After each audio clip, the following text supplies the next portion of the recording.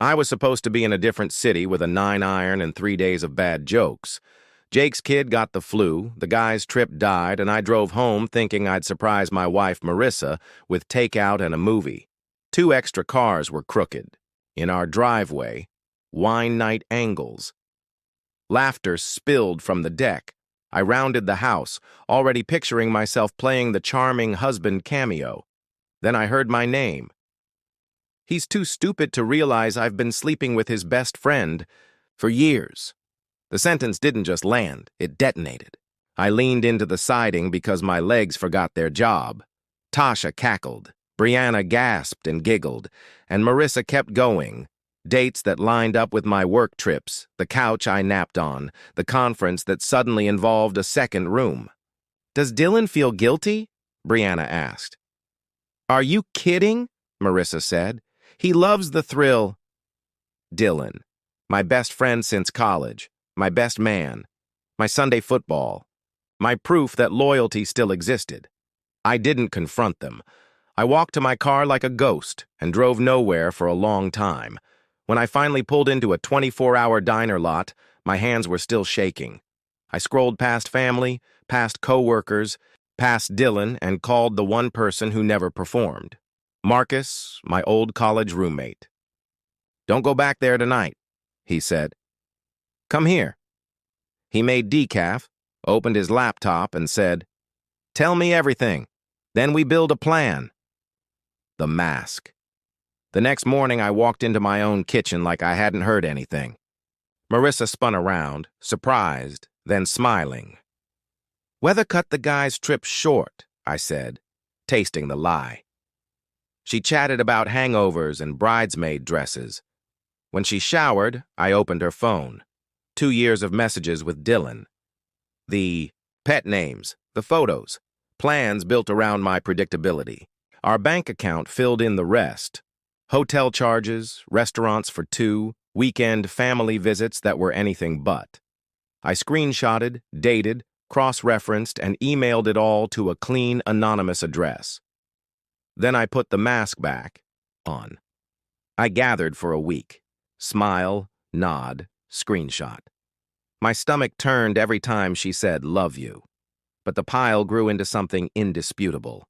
Counsel Claire Monroe's office was sunlight, brick, and sharp questions. She didn't offer tissue, she offered strategy. "No kids," she confirmed. "Good. Here's the order of battle. Document everything. Protect half the cash. Freeze. Nothing else yet? Change your passwords. Don't tip your hand. Hire a PI if we need corroboration. But honestly, your file is a freight train." "How long do I pretend?" I asked. "As long as it takes to choose the terrain. You don't. Win messy. You win prepared." She slid me 2 cards, a PI and a divorce-savvy financial planner. "Also, have a place lined up. When the fuse burns down, you do not want to be under the same roof." Execution. 6 weeks later, the fuse reached the gala. The biggest night of Marissa's year. She floated through a restored mansion, navy, dress catching every compliment. I sat at Marcus's place with the master folder open and started the sequence. Amanda, Dylan's wife. A careful, humane note, just enough attachments to erase doubt. Marissa's parents. Facts, not fury. I wanted you to hear this from me. Select friends. The same. No smear, only truth. By early evening, my phone lit like a switchboard. Shock. Support. Silence from Dylan. I drove past the venue, texted Marissa, "We need to talk when you get home," and set the divorce papers on our kitchen table beside printed excerpts from the folder. At midnight, she came in still glowing from donor selfies, read the first page, and melted on the spot. There was mascara. There were questions. There were denials that withered as soon as I named dates. Then there was my line, rehearsed and steady. "I'm filing. You can sign tonight or sign later, but this part is happening." She signed. Fallout by breakfast, the story had its own wings. Marissa's promotion evaporated under the weight of reputation concerns. Dylan went to ground while Amanda filed and moved out. Our mutuals split the way mutuals do, some neutral, some decisive, some suddenly quiet. Claire called, "Everything is tracking. Keep your head. Control the narrative. Let the evidence do the talking." I did. The house account froze by court order. The good whiskey came out. Marcus dubbed it Operation Scorched Earth, but really it was just sunlight. The knock 9 days later, she knocked on the door of my new one-bedroom with swollen eyes and a sweater from a decade ago. "I'm sorry," she said, voice small, "for all of it." "For what specifically?" I asked. The specifics hurt more, but they kept us honest. "For the lies, the money, using you." She called it just physical, not about us. I didn't laugh, but I could have. I handed her a folder from the financial planner, 2 neat pages of life without my income. Rent, insurance, groceries, the math of consequence. She did the calculations in real time. The hope in her eyes wasn't about love, it was about budget. "If we worked on this," she said slowly, "it wouldn't have to be like this." "You're right," I said. "It would be worse. I'd know, and we'd both pretend I didn't." Whatever argument she had next died when she saw my face. We were finished, not in flames, just finished.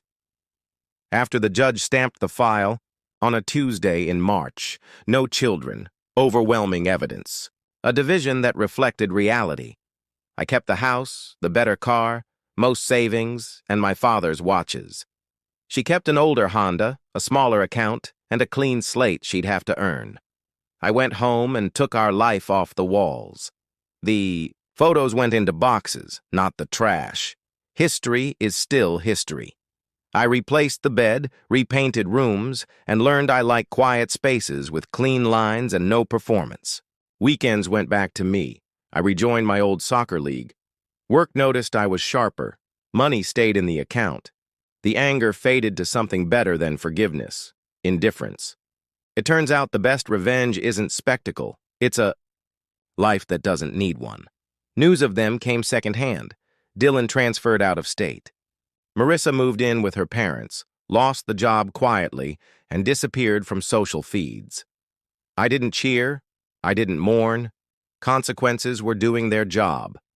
1 year later, I saw her in the paint aisle almost a year to the day. No makeup, hair shorter, sage green swatches in her hand. We both smiled like people who recognize each other in an old yearbook. "I heard you got promoted," she said. "I heard you're working at the library," I said.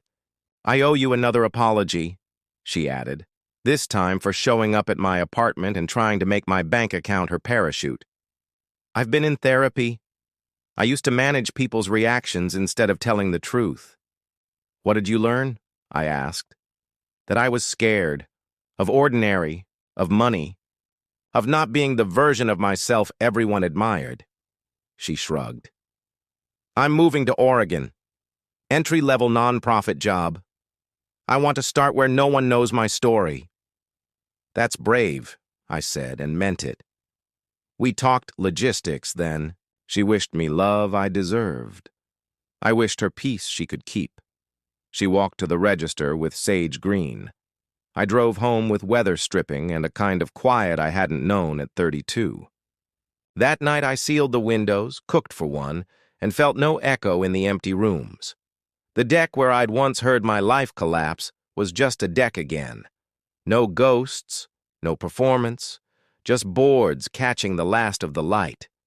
People say closure is a conversation.